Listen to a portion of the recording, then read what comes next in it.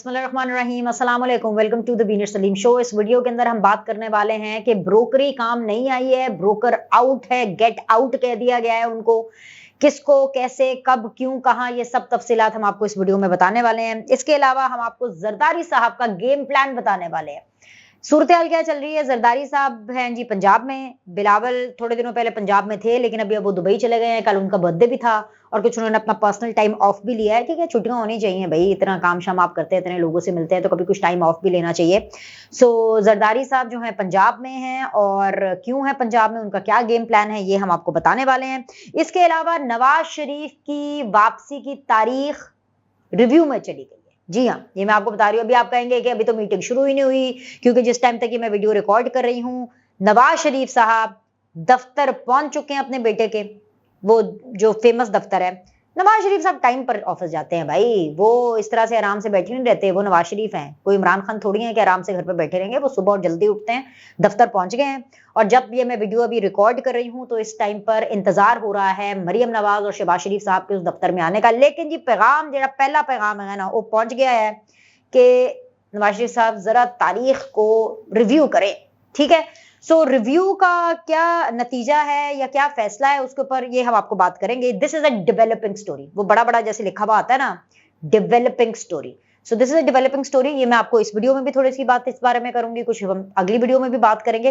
लेकिन सबसे पहले बात मैं आपसे करना चाहूंगी आईएसआई के चैलेंज के बारे में। अच्छा, जब आईएसआई का नाम आता है ना तो वीडियो के अंदर ही सनसनी आ जाती है। आईएसआई को चैलेंज, ओ भाई आईएसआई ने बीनर सलीम को थोड़ी ना चैलेंज दिया है। मतलब बड़े लोग हैं, बड़े लोग, बड़ियां गल्ला, आपस में दो बड़ों का एक दूसरे को चैलेंज है।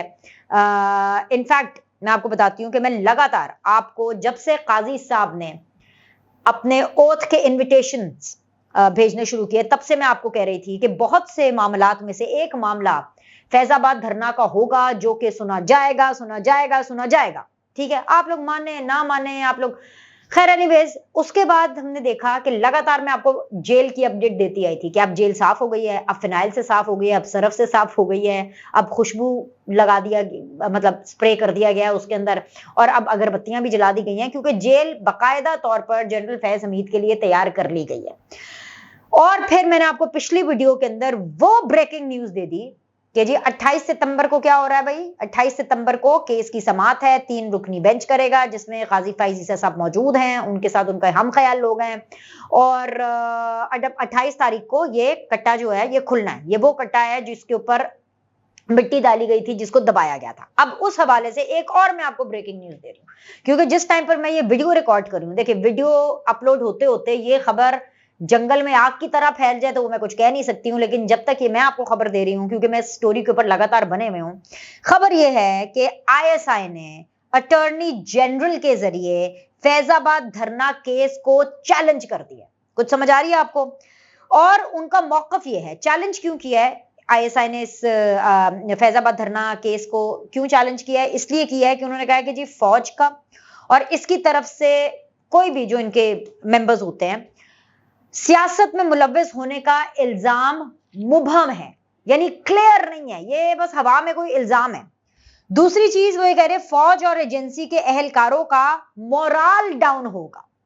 अब ये जो अटॉर्नी जनरल के जरिए फैजाबाद धरना केस को आईएसआई ने चैलेंज किया है, 2019 में, मैं आपको बता दूं 2019 में भी इसी किस्म का एक मौकफ अपनाया गया था। अब ये मौकफ अपने आप में बहुत ज्यादा मुबहम है, लेकिन इस मौकफ को मजीद एक्सप्लेन करने के लिए मैं आपको सबसे पहले ये बता दूं कि आने वाले चंद दिनों में, यानी 28 तारीख से काउंटडाउन शुरू है, मीटर डाउन है, आप देखेंगे कि दो इदारों के बीच में आपको एक कन्फ्रंटेशन होती हुई नजर आएगी। यानी आईएसआई और ऑफ कोर्स काजी साहब बैठे हैं भाई सुप्रीम कोर्ट में। ये बंदयाल साहब नहीं है, ये खोसा साहब नहीं है, ये जस्टिस गुलजार साहब नहीं है, ये वो 3 होम्योपैथिक किस्म के चीफ जस्टिसेस नहीं है जिन्होंने सिर्फ एक स्पेसिफिक पार्टी के मेंबर होकर के दूसरी स्पेसिफिक पार्टी के खिलाफ फैसले करने थे, या जिन्होंने सिर्फ अपना नाम चमकाना था कि बस किसी तरह उनका नाम लाइमलाइट में आए, अच्छे तरीके से आए, बुरे तरीके से आए, हमें क्या लगे। कोई सीन नहीं बॉस, कोई सीन नहीं, अच्छे बुरे का कोई सीन नहीं है, बस नाम होना चाहिए। लेकिन इस दफा काजी साहब बैठे हैं और काजी साहब अपनी दलेरी की वजह से जाने जाते हैं, जिस तरह, और बार बार मुझे याद आपको कराना पड़ता है, ये कम दलेरी है। पूरा सुप्रीम कोर्ट एक तरफ, पूरी जनरल फैज और उसकी पूरी टीम एक तरफ, और दूसरी तरफ काजी फाइज साहब और उनकी बेगम सरीना साहिबा। ये कम है समझने के लिए। अच्छा जी, और आगे आ जाए। इसके अलावा काजी साहब ने जिस तरह आते ही अपना खड़ाक दिखा करके फुल कोर्ट लाइव, इसके लिए कम हिम्मत और तप्पड़ चाहिए। ये हिम्मत वाले काम है, ये तप्पड़ वाले काम है, ये वो काम है कि जो रिकॉर्ड बनाते हैं, ये वो काम है जिनको तारीख में सुनहरे हरूफ में लिखा जाता है। तो भाई जो चीजें खोसा साहब, गुलजार साहब, बंदयाल साहब को तो छोड़े, मतलब बंदयाल साहब को तो उससे भी लो, मतलब माइनस में है उनका लेवल, जो वो नहीं कर पाए, ये काजी साहब ने आके किया है। कोई तकरीबन 2-2 साल तक ये मामलात ऐसे ही पड़े रहे हैं, कोई अमल दरामद इसके ऊपर नहीं हुआ। अगर अमल दरामद हो रहा है, अमल दरामद इन द सेंस कि अमल दरामद के लिए अगर हियरिंग हो रही है कि हाँ जी भाई ये क्यों नहीं अमल दरामद हुआ, तो ऐसा नहीं है कि आईएसआई का मौकफ सुना नहीं जाएगा, बिल्कुल सुना जाएगा भाई, पूछा जाएगा क्यों नहीं फैसले के ऊपर अमल दरामद हुआ। मगर ये मैं आपको बता रही हूं कि ये इतना इजी पीजी चिल सीन नहीं होएगा, ये थोड़ी सी आपको फ्रिक्शन आने वाले दिनों में नजर आएगी। एक और चीज इसी हवाले से मैं आपको बता दूं, ये जो इल्जाम लगाया ना उन्होंने कि जी ये जो इल्जाम है सियासत में इन्वॉल्वमेंट का आईएसआई की तरफ से जो मौकफ अपनाया गया, ये बड़ा मुबहम सा है। ये कितना मुबहम है ये मैं सिर्फ आपके सामने कुछ चीजें रख देती हूँ, आपको खुद ही समझ आ जाएगी कि जी फौज और एजेंसी के एहलकारों का मोरल डाउन होगा। मुशर्रफ साहब ने आइन को पामाल कर दिया। भाई मार्शल लॉ तभी लगता है ना जब जो जनरल्स हैं वो अपने बूट के नीचे इस आइन को रौन देते हैं। मतलब जनरल्स क्या कहते हैं, वो कहते हैं जी सबसे पहले पाकिस्तान आइन भाड़ में जाए, राइट, ये उनका मौकफ होता है। आइन को छोड़े, पाकिस्तान पहले, हम आ गए बस जी, अब हमारे बूट पहले, सीधी सी बात है। मुशर्रफ साहब के खिलाफ भी अगर कुछ कर लें तो जी मोरल डाउन हो जाता है, राइट। तो ये मुशर्रफ साहब और इन जैसे जनरल्स करने से पहले सोचते क्यों नहीं है? बाजवा साहब हुकूमत बनाने, गिराने, फिर बनाने के टाइम पर ये क्यों नहीं सोच रहे थे कि जब इनकी पकड़ होगी, सदा तो नहीं रहना, सदा बादशाहत तो खुदा की है ना, सदा बादशाहत इंसान की तो नहीं है, कम से कम हम तो नहीं मानते कि किसी भी इंसान की सदा बादशाहत है। तो ये बातें करते हुए बाजवा साहब ने क्यों नहीं सोचा? जनरल फैज ने जो तहरीके लब्बैक है इसको चुकते वक्त, चुकने का मतलब ये है कि फुल टाइम ऑन करके कि जी जाओ और धावे बोल दो और ये सारा कुछ कर दो, उस टाइम पर ये क्यों नहीं सोचा कि भाई अगर ये नून लीग को जनरल फैज इंटरफेयर कर रहे हैं और नून लीग को मजा चखाने के लिए सारी फैसिलिटेशन कर रहे हैं, तो जब इनके ऊपर हाथ पड़ेगा तो तब क्या होगा? तब जब इन्होंने ये करते हुए नहीं सोचा कि जी हमारा और हमारे साथियों का मोरल डाउन हो सकता है हमारी फर्दे वाहिद की इस हरकत करने से, तो भाई कोर्ट अब क्या इसमें सोचे? कोर्ट ने सबूतों की बुनियाद के ऊपर फैसला करना है, दिल की बात सुन करके, जज्बात की सुन करके, मोरल देख करके फैसला नहीं करना होता। एक चीज। दूसरी चीज, फैजाबाद धरने का तारीखी मुआहदा, जी हां, एक रिटन मुआहदा हुआ था, एक तारीखी मुआहदा, वो अभी तक मौजूद है। उसके सिग्नेटरीज खादिम रिजवी साहब थे, उसके सिग्नेटरी साबिक डीजीआईएसआई थे ना, जाहिर बात है आईएसआई इसीलिए इन्वॉल्व है क्योंकि जनरल फैज साहब डीजीआईएसआई थे। जनरल फैज के उस पर साइन है, और एहसन इकबाल साहब, क्योंकि उस टाइम पर एहसन इकबाल साहब जो है वो इंटीरियर मिनिस्ट्री को देख रहे थे, तो उनके साइन है। और उसके अंदर मैं आपको बता रही हूं कि ये ऑब्जर्वेशन, इसके ऊपर सिग्नेटरी हैं जनरल फैज कि भाई बिल्कुल पूछा जाएगा, बिल्कुल इस मामले में जो है वो लुकअप किया जाएगा कि जी कौन शख्स इन यूनिफॉर्म इनके इदारों में से इस धरने के अंदर इन्वॉल्व रहे हैं। और अब ये मौकफ आ रहे हैं जी आईएसआई का, जो कि 2019 में उस टाइम पर भी आया कि भाई जी मोरल डाउन हो जाएगा, तो ये हम चैलेंज करते हैं इसको, और कुछ बड़ा मुबहम है और ये है वो है, इनके लिए मुबहम होगा। काजी साहब के लिए बड़ी क्लैरिटी है, सीधी सी बात है, काजी साहब का विजन एकदम क्लियर है और बड़ी क्लैरिटी के साथ 28 तारीख को जो है ये समात रखी गई है। एक तो ये इंपॉर्टेंट डेवलपमेंट है जो मैंने आपको बतानी थी और मुझे लगा कि मुझे इससे शुरू करना चाहिए, और ये भी डेवलपिंग स्टोरी है, 28 को भी बताएंगे, टेंशन नहीं लेनी, आपको सब बताएंगे यहाँ पर। अच्छा, अब इसके ऊपर आ जाए जी कि जी ब्रोकर की ब्रोकरी काम नहीं आई है। कौन है जी ब्रोकर? वो ही इमरान खान साहब के गंजे ब्रोकर, इमरान खान साहब के गंजे ब्रोकर लतीफ खोसा साहब। 7 दिन हो गए, 7 दिन पहले उनको एक शोकाज नोटिस दिया गया था। किसने शोकाज नोटिस दिया था? उनको शोकाज नोटिस दिया था पाकिस्तान पीपल्स पार्टी ने। नैयर बुखारी साहब ने ठक करके एंज नोटिस कढ़िया, नोटिस निकलिया ते कख नहीं हिलिया। लतीफ खोसा साहब ने कहा जी मैनू तो नोटिस मिलिया ही नहीं, जब मिलेगा तब जवाब दूंगा। 7 दिन हो गए हैं, खोसा साहब ने कोई जवाब नहीं दिया। अल्टीमेटली क्या हुआ?